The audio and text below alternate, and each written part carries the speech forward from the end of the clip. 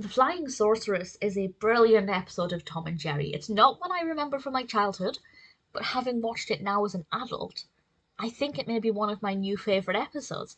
This is an episode that was released in 1956, and Tom, getting into a bit of trouble at home, gets a bit fed up, even though he's the one who's caused the mess and caused the problems.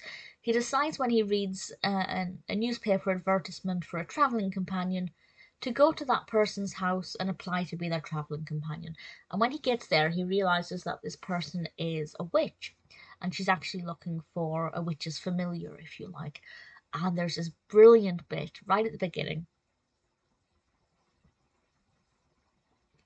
I don't want to spoil too much, so I'm not going to go into too much detail, but one of my favourite bits is when we see she puts Tom on the broomstick and says, "You don't look like a witch's cat," and she scares him, and his hair stands on end and he becomes jagged and angular, and he looks fabulous. He looks absolutely brilliant, and I really enjoyed that. And from that moment on, I I just loved it all.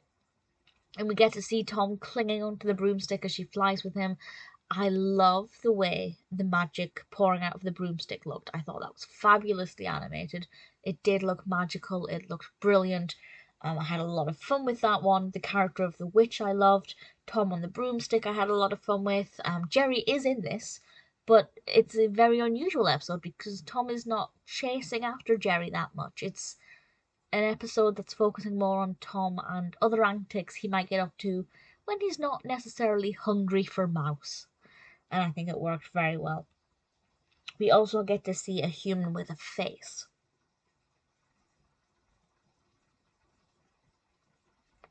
Not just the witch, we do get to see the witch's face. It's a very stereotypical witch face. She sounds very stereotypically witch-like, which all works. I think it works brilliantly. But we also get to see Tom's owner, not Mummy Two Shoes. I don't know if this character has a name, but we get to see this female owner with a face, and it was really bizarre.